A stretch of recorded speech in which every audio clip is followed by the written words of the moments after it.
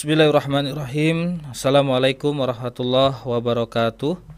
Alhamdulillahirabbil alamin. Allahumma sholli ala sayyidina Muhammad wa ala ali sayyidina Muhammad. Dipancar luaskan dari Jalan Masjid Silaturahim nomor 36 Kalimanggis Cibubur Bekasi. Radio Silaturahim untuk Islam yang satu. Ikhwan dan akhwat yang dirahmati Allah Subhanahu wa taala. Bagaimana kabar Anda di kesempatan siang hari ini? Alhamdulillah kembali kita berjumpa dalam program tamu kita edisi hari ini Kamis 10 Maret 2022 bersama pengasuh Pondok Pesantren Lansia Raden Rahmat Banyu Biru Jawa Tengah, Ahmad Winarno, atau yang saya suka menyapa beliau Mas Nano begitu ya. Beliau saat ini berada di Banyu Biru Jawa Tengah dan kita telah terhubung melalui aplikasi Zoom Meeting. Assalamualaikum warahmatullahi wabarakatuh, Mas Nano. Waalaikumsalam warahmatullahi wabarakatuh. Sehat ya Mas Nano ya? Alhamdulillah Kang Agus. Sehat semua, sehat untuk para santri-santrinya yang ada di sana ya? Insyaallah. Insyaallah. Kalau kita mendengar kata santri, ikhwan dan akhwat, biasanya kita teringat dengan yang masih muda-muda. Tapi untuk pondok pesantren yang diasuh oleh Mas Nano ini adalah mereka santri-santrinya adalah para orang tua. Karena itu tema kita di kesempatan siang hari ini ya tentang masjid untuk lansia. Nah, kalau saya pernah mendengar ternyata Mas Nano ini ada sebuah kisah epik perjalanan pesantren Lansia Raden Rahmat. Jadi judulnya itu masjid yang ditopang oleh pundak emak-emak. Seperti itu kalau tidak salah. Mungkin langsung saja kita ke Mas Nano untuk bisa menceritakan tentang masjid untuk lansia ini. Silakan Mas Nano. Baik, Assalamualaikum warahmatullahi wabarakatuh. Waalaikumsalam warahmatullahi wabarakatuh. Sehat semua Mas Nano. Pendengar Rasil, Alhamdulillah. Insyaallah demikian juga pendengar Rasil pada umumnya. Ikhwan wa akhwat, insyaallah kita pagi hari ini ingin mentadaburi bahwa jika dikaruniai umur panjang kita semua insya Allah akan sampai pada saatnya nanti di ujung senja, yaitu di mana masa tidak lagi badan kita ini menjadi lebih kuat, tetapi cenderung badan kita ini melemah. Tapi ada sesuatu yang mesti kita kuatkan, yaitu kedekatan kita dengan Allah Subhanahu wa taala dan kebermanfaatan kita kepada orang-orang yang kita cintai dan juga masyarakat di sekitar kita. Sehingga lansia di sini adalah kita bersamai untuk menata senjanya, meniti surga insya Allah dengan akhir hayat husnul khotimah. Nah, ini sebuah perjalanan yang tidak mudah ternyata. Karena di awal kami membuat pesantren ini, banyak yang kemudian mencibir, orang tua kok diberikan tempat untuk sekolah apa, iya masih bisa mikir. Bahkan secara tempat pun kita jauh dari dibilang kata sempurna. Karena di kita ini tinggalnya di kampung, kebetulan di lereng Gunung Gajah Mungkur, yaitu di bawahnya Merbabu berketinggian 800 mdpl begitu Mas. Iya. Yang paling tua umur berapa tahun sih Mas Nano untuk santrinya? Untuk yang non mukim kita punya santri yang usianya 120 tahun, tapi yang mukim ini tertua adalah usianya 82 tahun. Dari beragam macam profesi.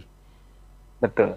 Jadi orang tua kita ini dari strata sosial yang beraneka ragam, dengan latar belakang pendidikan yang beraneka ragam, bahkan berlatar pemikiran yang beraneka ragam. Kita ini membayangkan suatu kondisi yang kita sendiri belum pernah melalui, karena kita ini jauh usianya di bawah beliau-beliau ini. Tapi kita mencoba mendalami apa yang sedang dilakukan beliau, apa yang diingini beliau, apa yang diharapkan beliau. Sehingga sifat kita ini adalah reflektif konsultatif. Jadi mengingatkan masa lalunya, kemudian mengingatkan juga masa yang akan ditujunya. Sehingga kita ini tempat reflektif mereka, kisah-kisah masa lalu mereka untuk bernostalgia, tetapi sekaligus untuk komunikasi bagaimana sebaiknya akhir hayatnya itu dijalani tadi dengan menata senja, meniti surga insya Allah dengan akhir hayat yang husnul khotimah. Baik. Beberapa saat lalu Mas Nano, saya datang ya ke tempat Mas Nano, ke pesantren Lansia Raden Rahmat Banyumiru Jawa Tengah sama Mas Angga. Kurang lebih beberapa minggu yang lalu, dan saya bertemu dengan salah seorang santri namanya Pak Tommy. Saya teringat betul. Betul. Kebetulan Iya. kebetulan saya wawancara dan naik di web Radio Silaturahim. Saya berbincang sejenak sama beliau. Ternyata beliau sudah kurang lebih sudah cukup lama ada di sana ya. Dan 4 tahun ya. ya, dan yang membuat saya terkagum adalah dia ini dulu punya penyakit tumor ya, di Betul. antara di sebelah kiri atau kanan begitu, dan susah untuk bicara. Tapi pas saya ke sana, dia bercerita kalau tumornya ini ternyata sudah kempes sendiri, dan Betul. membaca Al-Qur'annya pun yang tadinya terbata-bata sudah agak lancar. Saya tanya kenapa bisa begitu ya? Karena di sini saya mencoba untuk selalu mendekatkan diri kepada Allah Subhanahu wa taala. Mungkin bisa sedikit diceritakan nih Mas Nano, kisah-kisah unik para santri-santri yang lainnya di sana. Baik. Kalau kisah Pak Tommy tadi kita bisa membayangkan kenapa WR Supratman itu membuat lagu Indonesia Raya itu di salah satu baitnya bunyinya bangunlah jiwanya, bangunlah badannya. Kemudian di lagu Padamu Negeri juga, bagimu negeri jiwa raga kami. Dan ini di sebuah kajian ilmiah, sebuah tesis S3 di salah satu universitas di Surabaya itu mengatakan, beliau itu menyelidiki orang-orang yang sering berzikir dan tidak berzikir. Ternyata orang-orang yang sering berzikir ini jauh lebih sehat ketimbang orang yang tidak berzikir. Ini terbukti dengan Pak Tommy tadi. Pak Tommy itu hadir dari keluarga Katolik, kemudian beliau dititipkan di tempat kita. Itu dalam posisi apa? Karena dia mau dioperasi itu waktu itu agak rumit mungkin dalam pembiayaan, sehingga saudaranya itu menitipkan kepada kita. Jadi tumor rahang sebelah kanannya itu bengkak sangat besar, bahkan ketika makan itu persis seperti kita makan bubur diemut saja, nggak pernah makannya itu dikunyah. Tapi hari ini alhamdulillah beliau badannya semakin segar, tumornya semakin kempes, itu karena setiap hari dilatihkan melafadzkan Al-Quran. Dari tidak pernah kenal huruf, sekarang ini beliau ini sudah bisa kenal huruf, kemudian sudah bisa sholat dengan baik, wudhu dengan baik. Mungkin basuhan wudhu, kemudian lafadz huruf-huruf Al-Quran itulah yang kemudian menghantarkan kepada kesehatan Pak Tommy. Tidak hanya itu, ada satu lagi Bu Yani. Bu Yani ini sosok yang sudah sepuh, tapi beliau ini gagap, hampir gejala mendekati demensia. Sehingga dengan Quran itu alhamdulillah dari nol juga, beliau berasal dari Kerawang. Beliau sekarang ini kalau diambil anaknya pengen pulang nggak mau, karena beliau ini termasuk yang kemudian mendaftar diri menjadi santri takhusus yang pengen akhir hayat di pondok, karena beliau pengen akhir hayatnya itu dalam posisi senantiasa beribadah kepada Allah, karena di pondok ini kan kegiatannya selalu beribadah. Rata-rata para santri yang ada di sana, dan juga waktu itu saya juga ngobrol sama Mas Nano, bahwa mereka ini ingin menjemput husnul khotimah di sana. Betul. Ini ceritanya bagaimana sih Mas Nano? Jadi ada, kalau bahasa kita, orang tua itu adalah sosok yang sudah menyelesaikan tugas-tugas duniawinya. Anak sudah selesai dinikahkan, cucu juga sudah ada yang ngurusin, kemudian segala harta bendanya juga sudah diwasiatkan kepada anak-anaknya. Sehingga tinggal satu saja yang beliau, yaitu membekali diri untuk akhir hayat agar bisa husnul khotimah. Sehingga rata-rata santri yang di sini adalah yang sudah selesai dengan urusan duniawinya. Sehingga walaupun dia tidak berada, walaupun dia orang biasa-biasa saja, dia sudah merasa cukup. Karena apa? Anak-anaknya sudah diurusin pasangannya, cucu-cucunya sudah diurusin orang tuanya. Maka kita kemudian ubahkan sebuah mars, tinggalkan anak, tinggalkan cucu, kemudian izinkan kami pergi mengaji, kita tidak akan kembali sebelum khatam Al-Quran. Insya Allah pola-pola seperti ini kemudian menghadirkan pilihan-pilihan di saat orang tua itu ada lagi kekosongan, kesibukan, tapi ketika disibukkan dengan kesibukan-kesibukan ukhrawi, kesibukan-kesibukan mendekatkan diri kepada Allah Subhanahu wa taala, maka nilainya akan positif. Mereka itu rata-rata yang hadir di sini adalah ingat pesan Nabi bahwa kita kelak akan diwafatkan oleh Allah Subhanahu wa taala sesuai dengan kebiasaannya. Bagi lansia yang mungkin pensiunnya banyak, pensiunnya berlebih, harta berlebih, kemudian tidak segera mendekatkan diri kepada Allah Subhanahu wa taala dengan menganut kebiasaan-kebiasaan yang sifatnya dunia, mungkin kelak Allah akan panggil dalam posisi seperti itu. Tapi orang tua yang hadir di sini, alhamdulillah mereka menyadari, mereka ingin dipanggil oleh Allah Subhanahu wa taala dalam posisi kebiasaan terbaik. Karena apa? Setiap hari kita ini dibangunkan jam 3 pagi untuk sholat tahajud. Tapi sholat tahajud mereka kemudian mengaji, menunggu subuh, begitu azan subuh mereka melakukan qobliyah subuh. Selesai qobliyah subuh, mereka subuh berjamaah, kemudian kajian pagi, dilanjut duha, kemudian setoran hafalan.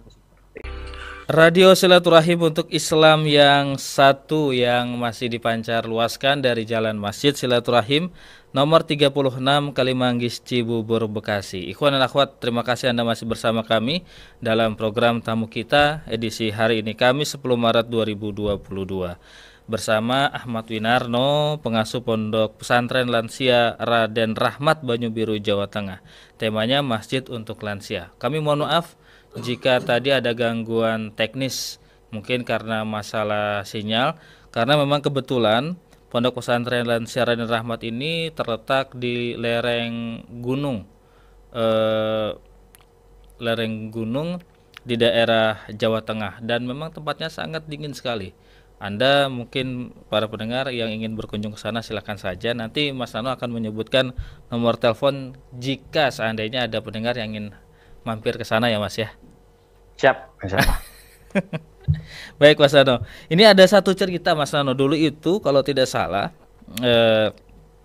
ada seorang calon santri yang pernah dijemput oleh Mas Nano.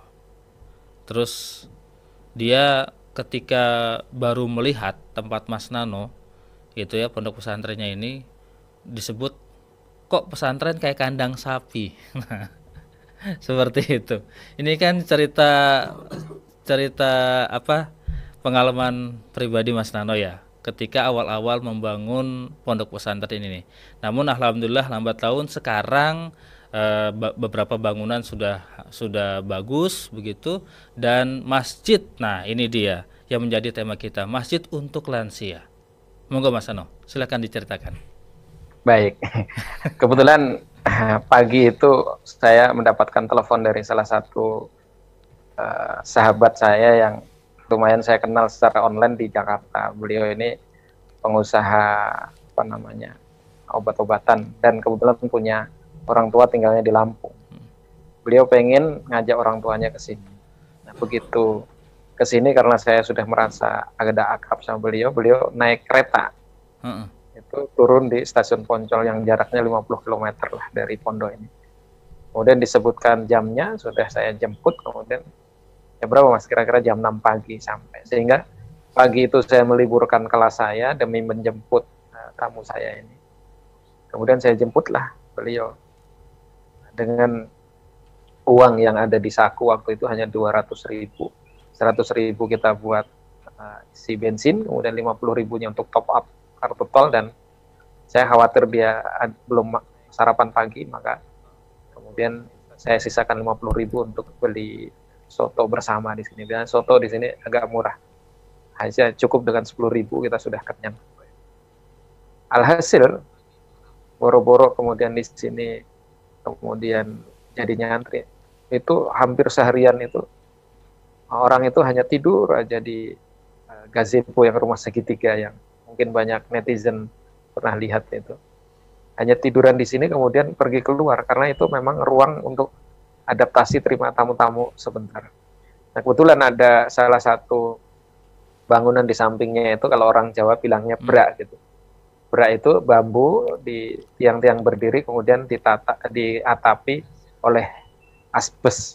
Nah, itulah memang jadi tempat pengajian kita, yaitu di depan kamar mandi umum yang sekarang ini jadi masjid. Itu begitu dirayu anaknya, ada sebuah Dialog yang cukup menggelitik, bahkan itu didengar sendiri oleh saya. Saya nggak mau mondok di sini karena pondoknya nggak jelas ini. Pondok kok seperti kandang sapi. Saya tidak apa namanya, tidak tersinggung nggak apa. Kemudian saya bilang sama anaknya, sudah mas, dinikmati aja dulu istirahatnya.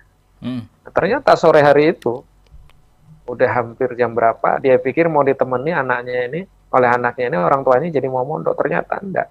Habis sisa itu kemudian mereka minta pulang ngeyel dan sempat marah-marah. Akhirnya saya antar, saya ingat adalah salah satu terminal terdekat yaitu Tingkir, yang ada salah satu bis itu yang sampai malam, sehingga saya hantarkan. Nah, saya kemudian hanya bersabar hari itu, ya sudah, uang tinggal 200.000 itu sehari itu sudah tidak ada, karena biasa di sini di awal-awal tuh permakanan itu sungguh sulit, sehingga harusnya buat apa namanya, beli beras untuk dan lauk pauk santri besok, tapi kita semuanya serahkan kepada Allah Subhanahu wa Ta'ala. Selang tidak lama, kemudian 3 hari kemudian, ada salah satu tamu yang keluarga besarnya, beserta keluarga besarnya yang memiliki pondok besar di Karanganyar Puncak, datang kepada kita. Kemudian kita didoain oleh beliau. Kemudian setelah pulang itu malamnya, salah satu rombongan mereka itu bertanya, apa yang bisa kita bantu mas dengan pondoknya? Saya cerita soal masjid itu, karena masjid yang tempat kita sholat itu ternyata dihina-hina seperti kandang sapi lah. Oh. Malam itu juga beliau, ya sudah mas, cukup enggak untuk beli awalan ini, saya transfer 50 juta. Saya waktu itu, kalau inget tuh luar biasa. Saya itu nggak percaya itu. Ya, setengah enggak percaya. Setengah enggak percaya. Seperti mimpi, seperti apa, habis dikata-katain, 3 hari kemudian kita mendapatkan sumbangan 50 juta yang luar biasa, yang itu akhirnya kita buat fondasi masjid yang sama-sama Mas Agus dan Mas Angga kalau sering ke sini, sering ke tempat ini, fondasinya sangat luar biasa. 50 juta alhamdulillah cukup buat fondasi. Kemudian beliau tanyakan lagi, sudah selesai mas fondasinya? Alhamdulillah sudah. Besi untuk tiangnya kemudian dia susul hampir semua. Kemudian disusul oleh 5 emak-emak lainnya yang mereka tidak saling janjian. Ada pensiunan kepala sekolah, ada kemudian guru, ada kemudian pensiunan kepala dinas, yang ada orang Lampung, Balikpapan, Samarinda, kemudian Pangkalan Embun. Itu kemudian telepon berturut-turut tanpa janjian sama sekali. Mereka hanya mengenal saya dari lihat di sosial media dan beberapa media online. Kemudian menghubungi saya, apa yang sedang dikerjakan mas? Masjid. Allahu Akbar, setelah itu luar biasa. Masjid itu berdiri di lantai bawahnya, dan itu tidak kita lanjutkan ke lantai atas. Lagi-lagi, cemoohan itu setelah masjid ada pun tetap ada. Akhirnya saya sekarang ini agak kebal kalau ada calon santri kemudian menghina-hina kita ini, biasa aja.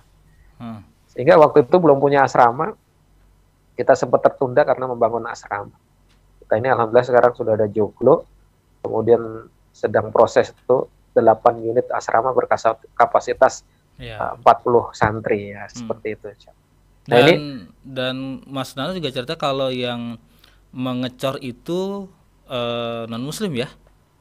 Betul. Nah, sumbangan yang luar biasa yang cukup aneh karena kita ini dikelilingi oleh umat non muslim itu luar biasa. Ada Hindu, Buddha, Kejawen dan seterusnya. Kebetulan nama pondok kita ini kan agak unik ya.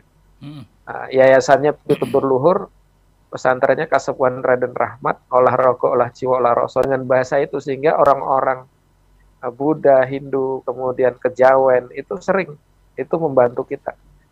Yang bekerja di sini mayoritas rata-rata 70% non muslim. Seperti itu. Bagaimana cara mengolah rasa toleransi itu Mas Nano di tengah keadaan yang seperti ini, yang katanya intoleransi itu tinggi begitu, padahal kan di tempat-tempat lain tidak seperti itu. Yang pertama kali ngangkat toleransi adalah salah satu TV nasional, sehingga mereka merasa aneh, ini pesantren kok yang masak non muslim, yang kerja non muslim, yang bantu non muslim, yang nyumbang non muslim, ini ceritanya gimana? Jadi di sini ada 2 toleransi di antara kita ini. Yang pertama adalah toleransi antar umat beragama, sehingga di antara kita ini saling gandeng tangan. Kita nggak mungkin bermusuhan. Karena apa? Keluarga kita ini punya gereja besar, yang ngelola adiknya bapak, ketua majelisnya adiknya bapak, dan kita dikelilingi oleh begitu banyak non-muslim. Mereka punya lahan yang sangat luar biasa luas. Di belakang pondok itu mereka ada yang 150 hektar, di atas pondok itu 120, di bawah itu ada salah satu sekolah swasta juga, universitas swasta, tempat wisata juga yang kelola mereka. Sehingga keberagaman inilah yang kemudian membangun kesadaran untuk toleransi antar umat beragama. Dan tidak itu saja, ternyata yang datang ke kita ini berbagai mazhab, berbagai latar belakang pemahaman keagamaan, sehingga toleransi yang kedua, yang mondok di sini itu berbagai macam pemahaman, sehingga kita pengen butuh ada toleransi sesama umat beragama itu sendiri, begitu Mas Agus. Baik, tapi kan tetap butuh tempat belajar yang nyaman ya Mas Nano ya. Ya. Karena kalau kemarin saya ke tempat Mas Nano memang kalau tidak salah masjidnya ini belum jadi 100% Mas Nano. Belum, untuk gentengnya ini kita butuh 6.000 genteng. Saya berharap ada para dermawan nanti bisa memenuhi kebutuhan genteng kita sekitar 6.000 genteng. Ini kalau santri semua ngumpul Mas Nano itu ada berapa sih? Ada berapa ribu?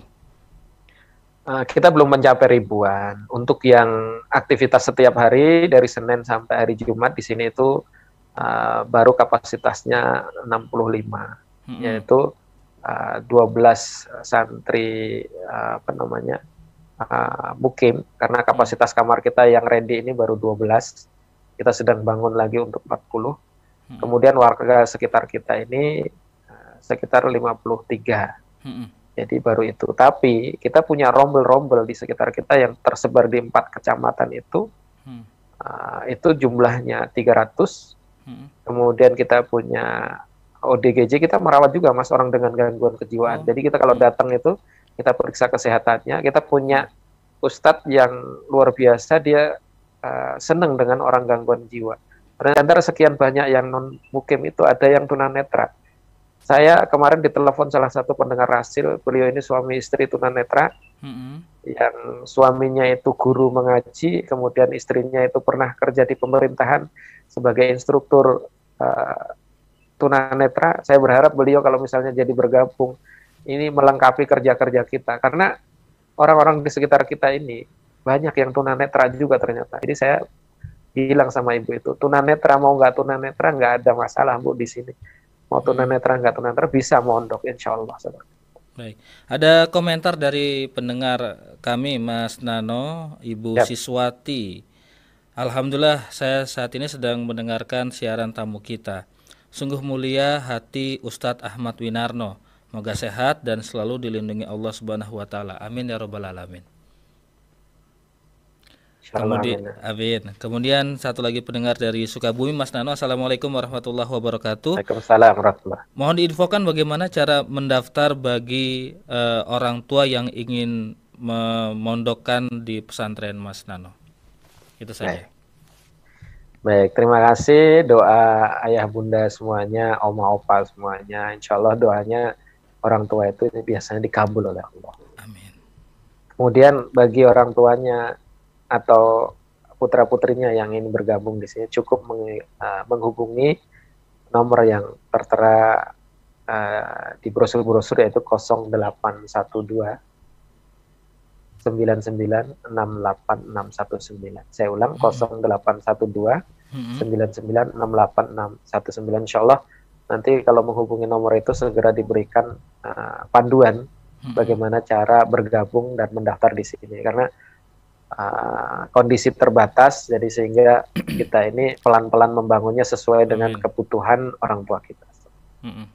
Tapi yang paling penting adalah sekarang untuk masjid untuk lansia Mas Nano ya, karena memang saya melihat waktu beberapa kali ke sana, ikhwan dan akhwat memang masih sangat minim. Begitu. Mungkin jika ada pendengar yang ingin menyumbang bisa di kemana nih Mas Nano? Jika kita membutuhkan genteng sekitar 6.000, kemudian kusen itu luasnya untuk bangunan 12 kali 12 berarti 4 kali 12 kali 12. Kemudian kita juga masih butuh keramik 12 kali 12. Bagi teman-teman yang para dermawan yang pengen nyumbang dalam bentuk barang, bisa mencari toko bangunan online di sekitar kita. Nanti silahkan transfer ke toko bangunan yang tertera di sekitar kita. Insya Allah itu biasa, karena biasanya teman-teman tambang dari Papua, Freeport, dari Sangatta, itu juga sering nyumbang dalam bentuk barang seperti itu. Tapi jika ingin yang menyumbangkan uang, para dermawan bisa transfer ke Bank Syariah Indonesia dengan kode banknya 451. Transfernya ke nomor rekening 7, 9-nya 4 kali, 3-nya 3 kali, 72 atas nama Pesantren Raden Rahmat. Saya ulang, di Bank Syariah Indonesia, kode banknya 451, nomor rekeningnya di 7, 9, 9, 9, 9, 4 kali, kemudian 3, 3, 3, 72. Atas nama Pesantren Raden Rahmat. Seperti itu, Mas.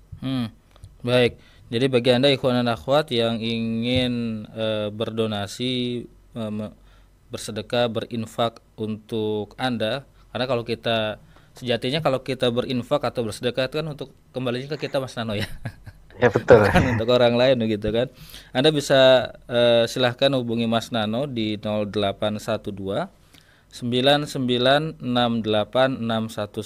ya, 0812 9968619, atau langsung transfer ke Bank Syariah Indonesia di nomor rekeningnya 7 9999 33372 79999 33372. Itu untuk nomor rekeningnya Mas Nano. Atau kalau perlu Anda langsung saja datang ke sana begitu, lihat kondisinya bagaimana.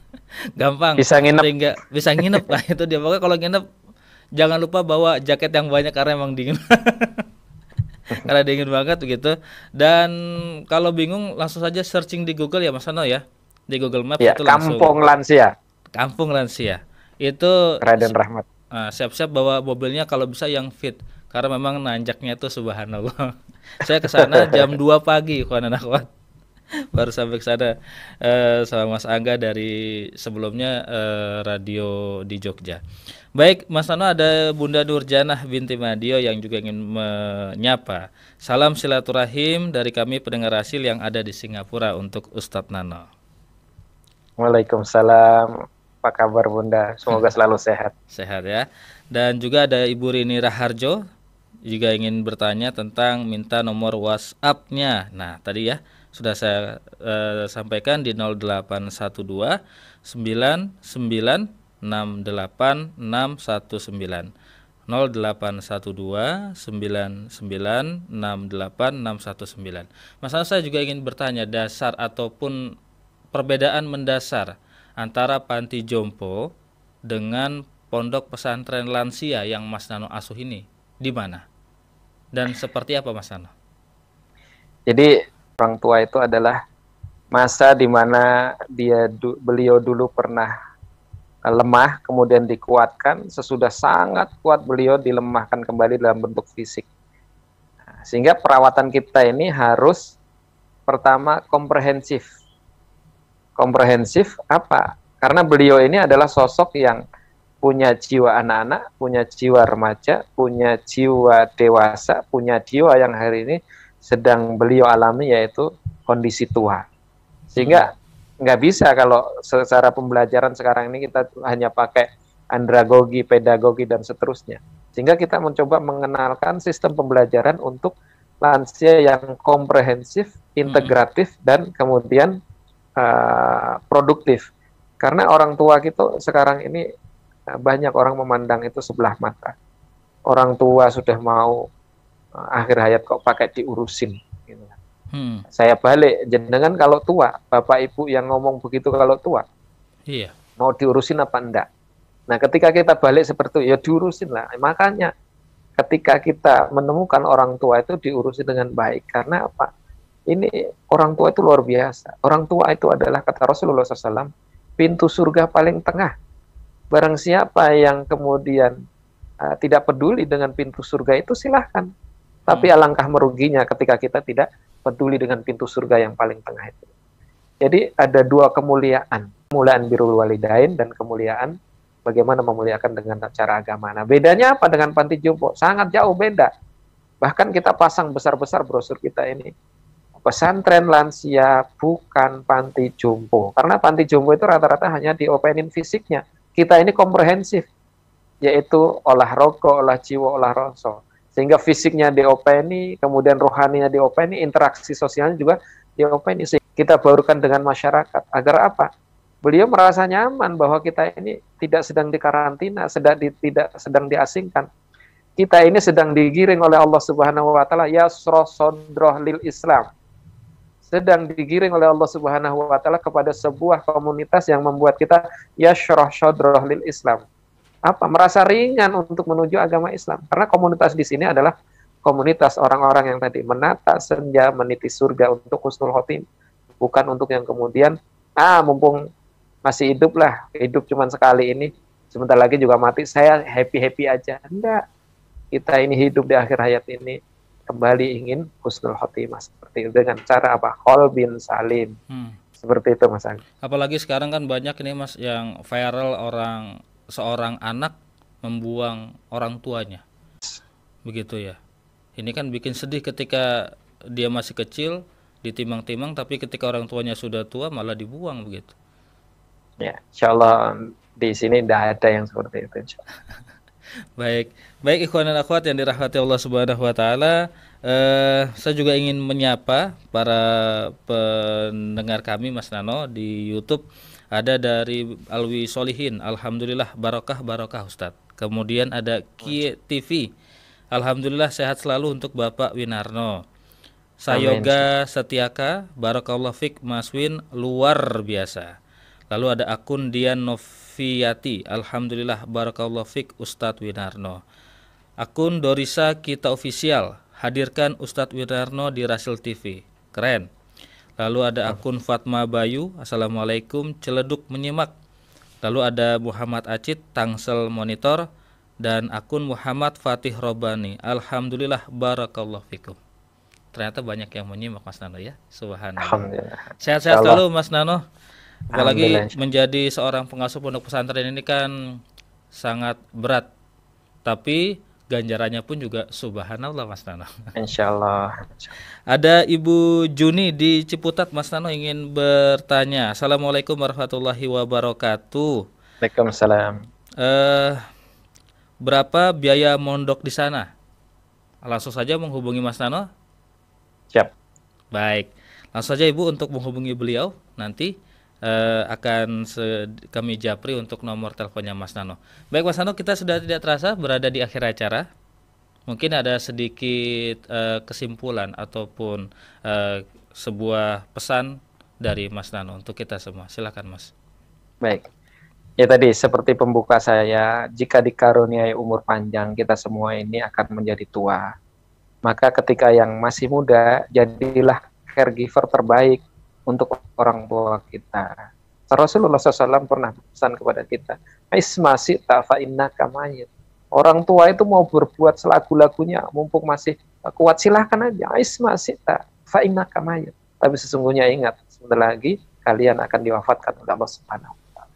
Alangkah indahnya ketika kita wafat dalam posisi husnul khotimah, dalam lingkungan setiap hari menjaga keimanan kita, sehingga setiap saat kita diberikan rasa oleh Allah Subhanahu wa taala yasra sadroh lil Islam. Itu sudah nikmat terlengkap kita adalah diberikan kemudahan, kelapangan menuju Islam, kemudian kita juga disempurnakan nikmat rezeki kita. Di sini tidak semuanya kemudian dihitung-hitung dengan nilai uang. Insya Allah berapapun yang ayah bunda semuanya miliki untuk bekal akhir hayat, selagi bunda semuanya punya iman, insya Allah di sini tidak akan terlantar, insya Allah. Amin. Amin. Baik, terima kasih banyak Mas Nano atas penjelasannya. Ikhwan dan akhwat, demikian program tamu kita di siang hari ini. Kami ingin juga menyapa Andrini Anzar, menyimak Mas, NKRI Jaya Batam hadir. Untuk Bapak Udin Zainuddin juga, kemudian ada Ibu Aisyah, ada Bapak Suwarno, Bapak Gusti, kemudian Egi Sujana, Ibu Eti Rustam Mintuo, lalu ada Ibu Endang Aisyah, Ibu Depok Kartini, Ibu Siswati, Ibu Femi di Tebet. Baiklah ikhwan dan akhwat yang dirahmati Allah Subhanahu wa taala, terima kasih ya atas perhatian dari Anda, Mas Nano. Terima kasih banyak. Salam untuk Salam. semua guru-guru Salam. yang ada di Pondok Pesantren Raden Rahmat Banyu-Biru, Jawa Tengah. Insyaallah. Salam juga untuk para santri dan juga santriwatinya Mas Nano. Untuk ibu-ibu dan bapak-bapaknya di sana. Insyaallah. Sukses selalu Mas Nano. Akhirul Amin. kalam, ikhwan dan akhwat, kita tutup dengan doa kafaratul majelis. Subhanakallahumma wa bihamdika asyhadu an la ilaha illa anta astaghfiruka wa atubu ilaik. Billahi taufik wal hidayah. Wassalamualaikum warahmatullahi wabarakatuh. Waalaikumsalam.